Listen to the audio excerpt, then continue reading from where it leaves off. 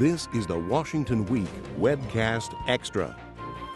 Hello and welcome to the Washington Week Webcast Extra, where we pick up online where we left off on air. I'm joined by Michael Duffy of Time Magazine, Doyle McManus of the Los Angeles Times, Beth Reinhardt of the Wall Street Journal, and Phil Rucker of the Washington Post.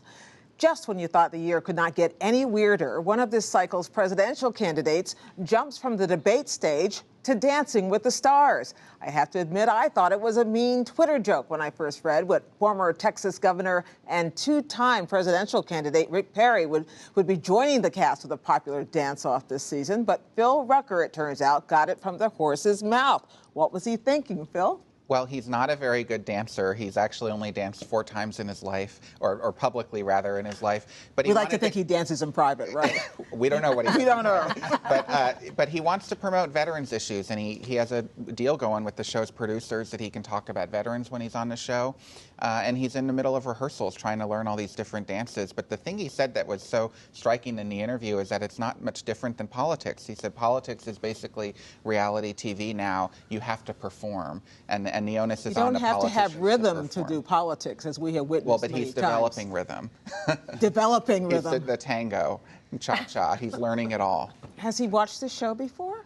He said he'd watched it about a half dozen times. His wife, Anita, has watched it a little more than him, but he's hardly a fan. He did go back to look at tapes, though, and Geraldo Rivera, he said he would never want to dance like Geraldo or dress like Geraldo. Who was kicked off after the first episode. Not that I watched the show, I'm just saying.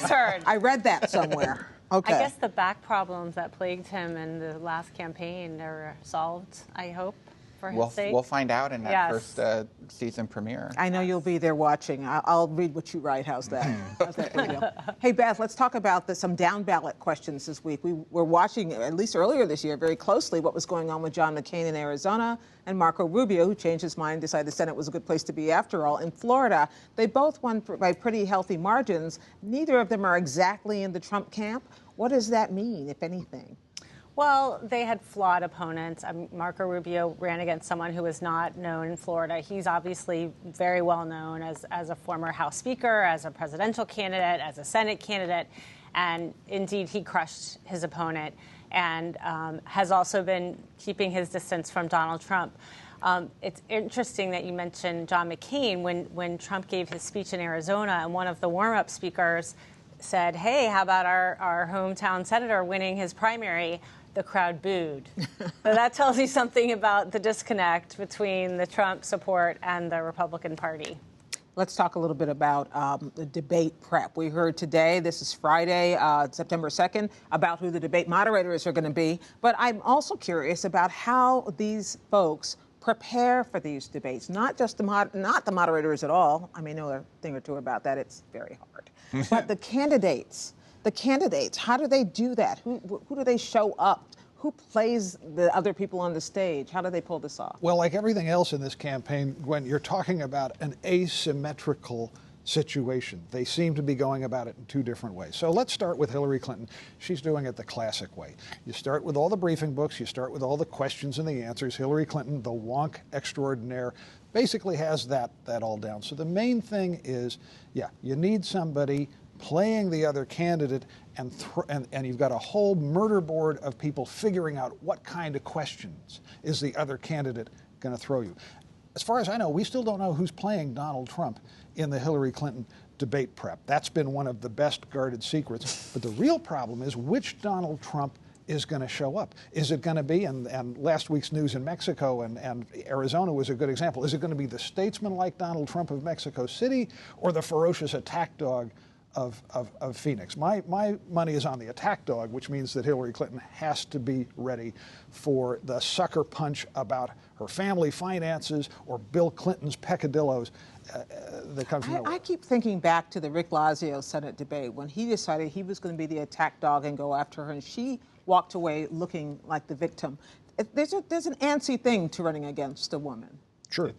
Well, you have to be careful about overdoing it, because you don't want to alienate women who are watching or men who find that sort of thing unchivalrous. And Hillary Clinton in a debate, let's not underestimate her. As they used to say in Little Rock, is murder. In a courtroom, you just didn't want to face her. So that's the other thing that's going to happen. Whatever's going on behind the scenes, we're going to get, all of us, truckloads of expectations. Well, she's not a very good debater. Well, he's never been. The expectations game is going to be very in full swing as we get close to that first debate. We are talking about a 90-minute debate without commercial interruption, which she may have done before. Certainly he hasn't. That's right. And what Trump is counting on is that she's going to come in totally prepared, have her comments scripted, timed out, the tone all prepared in advance, and that he's going to come in looking authentic and unscripted and real and kind of straight talk. And in fact, the Trump advisors were telling me and my colleagues this week that one of the reasons he's not preparing is he doesn't want to have anything memorized because he wants it to all feel natural to the viewers. That seems risky. I don't know if that'll work, but that's the contrast they're going for. The big risk that Trump is running here, if he follows that non-strategy, is not with Hillary Clinton, it's with the moderator. Because Trump did well in debates with 4 or 6 or 8 or 16 people on the stage, and you never had to pin him down. He could never be pinned down on specifics. But in a 90-minute debate where he's half of it, and there's one moderator, if he says, well, here's what I want to do about 11 million immigrants, for example, that moderator has a moral duty to say, no, wait a minute, I'm not sure you answered the question, and go at him a couple of times. And that's a problem. Does she or she have a moral duty, or is that something that the other candidate is supposed to do? This is a question for the ages about moderating debates. That depends on the format, but I actually think if a candidate completely evades the question or tries to smother it and baffle Gab, I happen to think the moderator has to say, I'm not sure you answered the question. I think we have just a little under a month before the first debate, and the one thing we know for sure after a week like this is about 82 things will happen between now and then, which will change our expectations mightily. Thank you all very much. We're off to brush up on our cha-cha so we can watch Rick Perry. You can too right after you take this week's political news quiz. You can find it at pbs.org/Washington Week. And we'll see you next time on the Washington Week Webcast Extra.